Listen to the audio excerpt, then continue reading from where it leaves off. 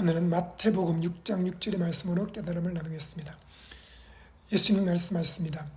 너는 기도할 때에 내 골방에 들어가 문을 닫고 은밀한 중에 계신 내 아버지께 기도하라. 은밀한 중에 보시는 내 아버지께서 갚으시리라. 여러분, 문제가 생기면 어떻게 합니까? 저는 문제가 생기면 골방에 들어가 기도합니다. 10분, 20분, 1시간, 2시간, 5시간, 10시간 계속 기도합니다. 기도하면서 문제를 부딪혀 나가고 또 기도하는 중에 성령님께 어떻게 할까요? 라고 묻습니다. 기도하면서 성령님의 음성을 듣습니다. 기도하면서 성령님께 문제를 양도합니다. 성령님 제 몸을 양도합니다. 또 제 목회를 양도합니다. 가정을 양도합니다. 문제를 양도합니다. 여러분, 우리는 우리가 부딪히는 모든 문제를 성령님께 양도해 드려야 합니다. 많은 사람들이 꿈과 소원을 품고 달려갑니다. 하지만 그것을 성령님께 양도하지 않는 사람이 많습니다. 성령님, 제 꿈과 소원을 성령님께 양도합니다. 이 양도는 그분께 드린다는 것입니다. 완전히 맡긴다는 것이죠. 시편 55편 22절에 내 짐을 여호와께 맡기라. 그가 너를 붙드시고 의인의 요동함을 영영히 허락지 아니하시로다 말씀했습니다. 문제에 부딪히면 도망가는 사람이 있습니다. 문제에 부딪히면 우리는 기도의 골방으로 들어가야 됩니다. 부부끼리 말다툼이 생겼습니까? 기도의 골방으로 들어가십시오. 사업을 하는데 큰 어려움이 생겨 부도나기 직전입니까? 기도의 골방으로 들어가십시오. 갑자기 큰 병에 걸려서 목숨이 위태롭습니까? 기도의 골방으로 들어가십시오. 가족 중에 누가 갑자기 죽었습니까? 기도의 골방으로 들어가십시오. 누군가 내 원수가 되어서 나에게 대적하고 소리 지르고 협박합니까? 기도의 골방으로 들어가십시오. 저는 지금까지 돈 문제, 사람 문제, 수많은 악한 영들과 싸우면서 항상 피하거나 인간적인 방법을 통해서 그 문제를 해결하려고 하지 않고 저는 기도의 골방으로 들어갔습니다. 예수님 말씀하십니다. 너는 기도할 때 내 골방에 들어가서 문을 닫고 은밀한 중에 계신 내 아버지께 기도하라. 은밀한 중에 보시는 내 아버지께서 갚으시리라. 기도하지 않으면 부끄러움과 수치를 당합니다. 저는 기도하지 않아서 집 문제, 차 문제, 신발 문제, 학교 등록금 문제, 또 인간관계, 귀신과의 싸움에서 많은 어려움을 겪은 적이 있습니다. 그리고는 기도의 골방에 들어가서 3시간, 5시간, 10시간 계속 기도했습니다. 그러자 문제들이 하나씩 해결되었습니다. 제가 20살 때 사람들과 모여서 기도하는데 하루는 귀신 들린 청년이 왔습니다. 그 청년을 세워놓고 안수하며 기도하는데 귀신이 떠나가지 않았습니다. 계속 버텼습니다. 부끄러움과 수치 가운데 기도가 끝났습니다. 저는 나는 귀신을 쫓아내는 권능이 없나 봐, 그런 은사가 없나 봐, 그렇게 생각하지 않고 그 다음날 더 많이 기도했습니다. 3시간, 4시간 계속 기도했습니다. 그리고 다음날 청년들이 모여서 기도하는데 갑자기 한 청년이 큰 소리를 지르며 그 속에 있는 귀신이 정체를 드러냈습니다.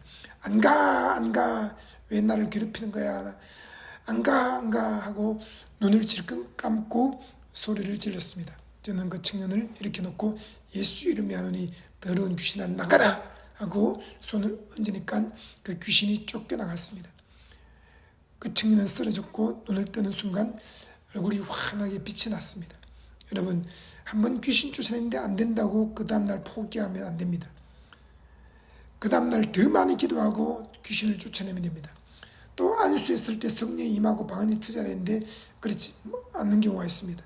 그러면 포기하는 것이 아니라 더 많이 기도하고 다시 안수하는 것이죠.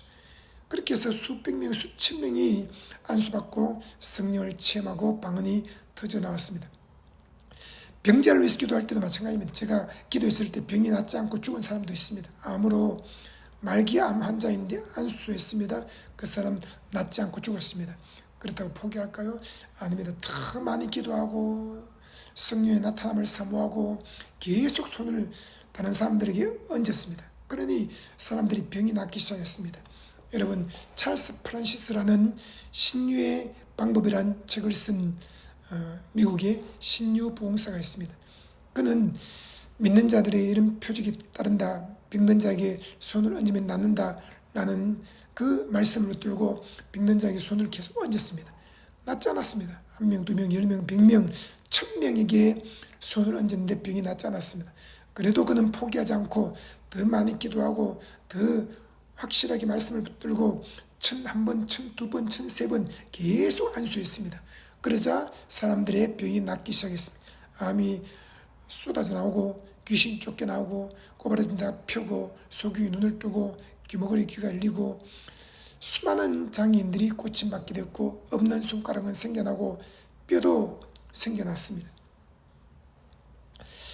집단적으로 신유의 능력이 나타나서 많은 사람들이 병 고침받게 되었습니다. 여러분, 주님 말씀하십니다. 너가 해도 안 됐냐? 포기하지 마라. 그리고 사람들이 가서 도움을 구하지 마라. 기도하기 위해서 골방으로 들어가라.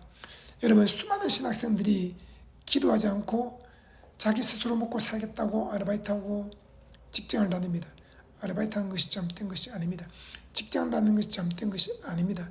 아브라함, 이삭, 야곱, 요셉, 모세, 다윗, 그들은 농사를 지었고 양떼를 쳤고 또 정치를 했고 수많은 직업을 가졌습니다. 그런데 그들은 문제가 생기면 어떻게 했습니까? 기도의 골방으로 들어간 것입니다. 여러분, 기도의 능력을 잃어버리고 내 힘으로 먹고 살겠다라고 생각하는 것이 잘못됐다는 말입니다. 직장을 다니십시오. 그러나 더 많이 기도하십시오. 사업도 하십시오. 그러나 더 많이 기도하십시오. 공부도 하십시오. 그러나 더 많이 기도하십시오. 저는 기도 시간을 계속 늘려왔습니다. 1시간에서 2시간, 3시간, 4시간, 8시간, 9시간, 10시간 계속 더 많은 기도 시간을 확보하고 하나님 앞에 무릎을 꿇고 기도했습니다. 여러분, 기도하면 반드시 응답이 옵니다. 기도는 무엇입니까? 씨앗을 뿌리는 것입니다. 농부가 울면서 씨앗을 뿌립니다. 그런데 시간이 지나면 기쁨으로 단을 거둡니다. 기도는 응답의 씨앗을 뿌리는 것입니다. 이미 기도하는 중에 예수님은 받은 줄 믿으라고 했습니다. 너희가 무엇이든지 기도하고 구하는 것은 기도하고 구하는 중에 받았다고 믿으라. 그것이 무슨 말입니까? 기도하는 것이 곧 응답의 씨앗을 뿌리는 것입니다. 기도하는 그 말한 그대로 하나님은 다 응답하시되 기도한 만큼 응답하시는 것이 아니라 100배, 60배, 30배로 크게 많이 응답해 주십니다. 그러므로 우리는 기도할 때 하나님께 구해야 됩니다. 기도할 때 너의 골방에 들어가라. 여러분, 우리가 문제가 생기고 어떤 꿈과 소원이 있으면 우리는 그것을 가지고 기도의 골방에 들어가야 됩니다. 여러분, 많은 주의 종들과 성도들이 문제가 생기면 골방에서 일어나 나가버립니다. 하나님 안 계셔. 기도해도 소용없어. 기도만 한다고 되나? 이 시간에 차라리 알바하고 저 공사장 가서 땀 흘리면서 일하면 돈을 5만 원, 10만 원 더 벌 텐데 그렇지 않습니다. 여러분, 1시간 기도하는 것은 10억과도 바꿀 수 없고 10시간 기도하는 것은 100억과도 바꿀 수 없습니다. 반드시 하나님은 우리가 기도한 대로 응답해 주십니다. 저는 꿈과 소원 목록을 120가지 적었습니다. 그리고 대부분 이루어졌습니다. 그러면 사람들은 생각합니다. 그렇게 많은 꿈과 소원을 가지고 하나님께 기도했고 또 응답 받았군요. 그러나 한 가지 기억해야 될 것이 있습니다. 그렇게 꿈과 소원 목록을 적었다는 것은 그 120가지가 내게 없었다는 것입니다. 내게 없는 것을 기도 공책에 적고 하나님께 구했다는 말입니다. 여러분, 사람들 말합니다. 김일범 목사님은 지혜도 받았고 건강하고 부유하고 다 받았어. 그러나 기억해야 됩니다. 아무것도 없었는데 기도해서 받은 것입니다. 하나님은 김일방의 하나님만이 아닙니다. 하늘에 계신 우리 아버지라고 했습니다. 누구든지 하나님의 자녀라면 기도해서 받을 수 있습니다. 지혜가 부족합니까? 지혜를 구하십시오. 몸이 병들었습니까? 치유를 구하십시오. 능력이 더 많이 필요합니까? 더욱 큰 능력을 구하십시오. 여러분, 무엇이든지 구하면 하나님은 주신다고 했습니다. 하나님은 우리가 구하면 1억도 주시고 10억도 주시고 100억도 주십니다. 100억도 하나님 보실 때는 통에 한 방울 물과 같고 저울의 작은 티끌 같습니다. 문제가 생기면 도망가지 마라. 문제가 생기면 딴 길로 새지 마라. 문제가 생기면 잠자지 마라. 문제가 생기면 포기하지 마라. 문제가 생기면 기도의 골방으로 들어가서 무릎을 꿇어라. 1시간, 2시간, 3시간, 10시간, 20시간 밤새워 기도하고 종일 기도하고 새벽 미매에 기도하고 부르짖으며 기도하고 신음하면서 기도하고 중얼거리며 기도하고 방언하면서 기도하라는 것이죠.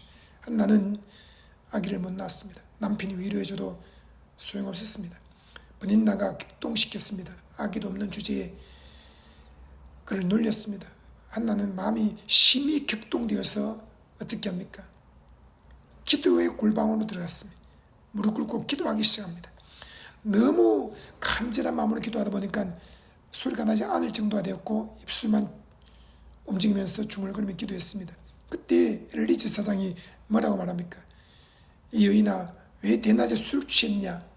엘리지 사장은 기도하지 않는 주의 종이었기 때문에 기도하는 사람을 알아볼 수가 없었습니다. 자기도 그렇게 기도해 본 적이 없었고, 그래서 엘리지 사장은 눈이 어두워지고 몸은 비대해졌고 나중에 넘어져서 목이 부러져 죽었습니다. 그의 아들들도 비참하게 죽었습니다.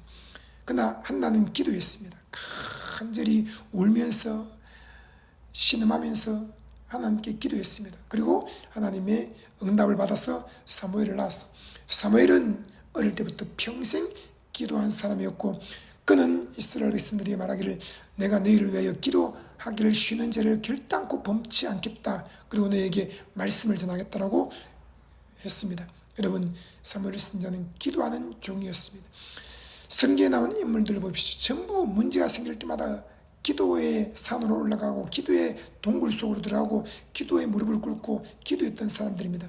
예수님도 이 땅에 계실 동안에 사람의 모양으로 나타나서 육신으로 살았기 때문에 성령의 나타남에 제한이 있습니다.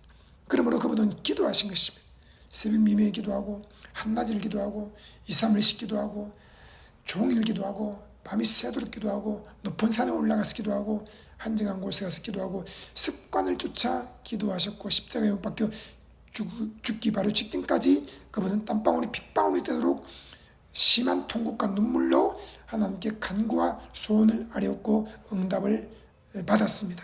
여러분, 예수님은 30년 동안 기도했다는 내용이 없습니다. 물론 식사기도도 하고 또 일상에서 많은 기도를 했을 것입니다. 그런 기도를 말하는 것이 아닙니다. 본격적으로 기도한 것은 예수님이 요단강에서 세례받고 올라와서 광야에서 40일 금식 기도를 끝내고 돌아온 이후로부터 그분은 집중적으로 기도하기 시작했던 것입니다. 여러분, 우리는 3시간, 5시간, 10시간 한낮을 밤새 오가며 기도해야 됩니다. 주님은 우리에게 말씀하시면 기도해라. 기도하면 속히 응답하시리라. 기도해라. 구하고 찾고 두드리라. 구하면 얻을 것이요 찾으면 찾아질 것이요 문을 두드리면 반드시 열린다고 했습니다. 여러분, 주님은 우리 안에 살아계십니다. 그 예수 그리스도는 어제나 오늘이나 영원토록 동일하신 분입니다. 그분은 어제도 기도하셨고 오늘도 기도하시고 영원토록 기도하십니다. 하늘 보좌에서 기도하십니다. 그리고 우리 안에 성령으로 오셔서 그 예수의 영이 지금도 기도하고 계십니다. 그러나 우리가 입을 열어서 기도하지 않으면 우리 안에 계신 성령은 기도하지 않으십니다. 우리가 기도하겠다고 뜻을 정하고 기도하기 시작할 때에 성령이 우리와 한 영이 되어서 함께 말할 수 없는 탄식으로 기도하십니다. 그러므로 우리는 몸을 즉석 복종시키고 무릎을 꿇고 기도하고 손을 들고 기도하고 오래 기도하고 기도에 헌신해야 하겠습니다. 기도할 때 골방에 들어가 문을 닫고 은밀한 중에 계신 내 아버지께 기도해라. 은밀한 중에 보시는 내 아버지께서 그 기도를 다 듣고 응답해 주신다. 여러분 기도 많이 하기 바랍니다.